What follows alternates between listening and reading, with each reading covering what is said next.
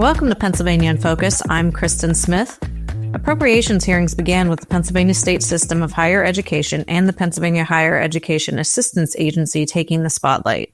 Joining me today is the Center Square's Pennsylvania reporter, Christina Lingell. Christina, the state system of higher education would like more money to support its 12 universities.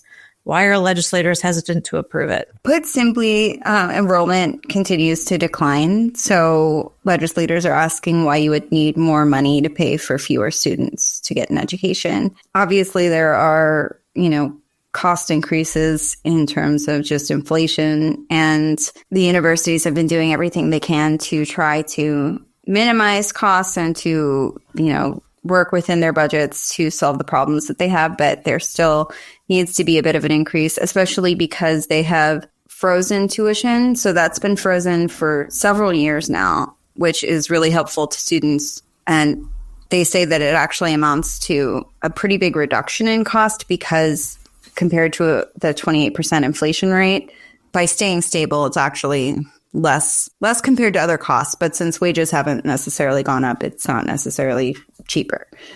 But they have been working on it. So it's still, because they still have to pay for their resources that are going to be 28% more expensive on the same tuition they're getting from students at that rate from several years ago. There's a gap that they need to fill. There was a lot of discussion about diversity, equity, and inclusion policies. Talk a little bit more about that. Yeah, so schools are definitely in the crosshairs of discussion around DEI.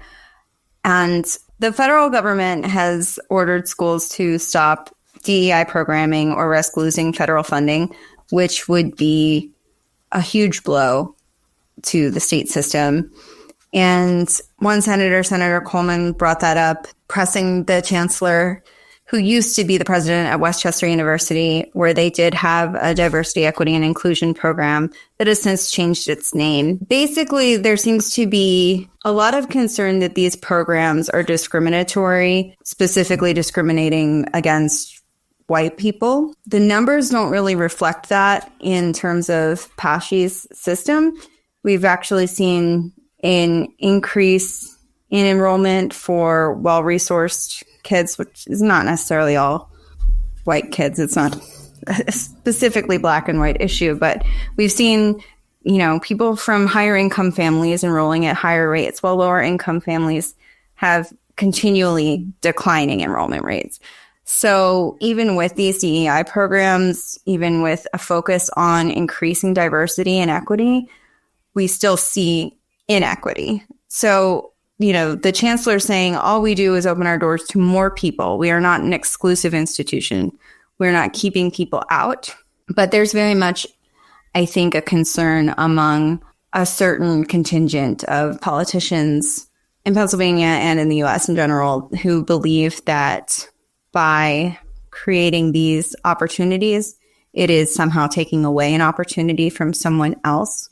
We had a lot of lawmakers push back. Senator Vincent Hughes, who's the co-chair of the Appropriations Committee, did a thorough job explaining that the reason these laws exist and these sorts of efforts exist is because of the several hundred years of slavery and discrimination that has created the inequity that we're standing here with today. And what does the Pennsylvania Higher Education Assistance Agency have to say about grant funding? That's a big one. So the federal government has talked about changing student loan regulations, they've talked about changing a lot. It's not yet clear what they're going to do.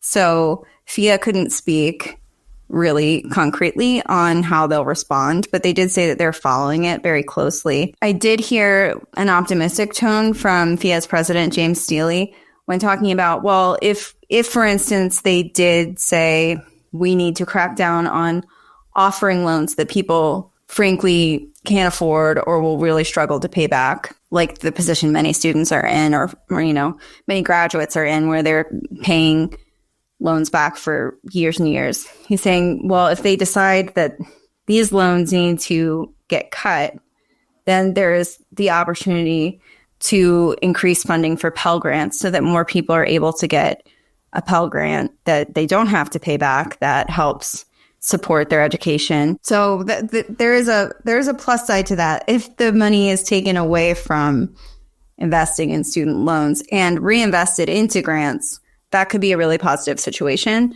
It's not clear that that's what the federal government intends to do, but I think the state is doing everything it can to find opportunities within its own purview to create opportunities for students. For instance, last year they passed the Grow Pennsylvania Act, which will provide $5,000 per school year to students who are pursuing certain in-demand fields in exchange for them agreeing to live in the state for at least 1 year per $5,000.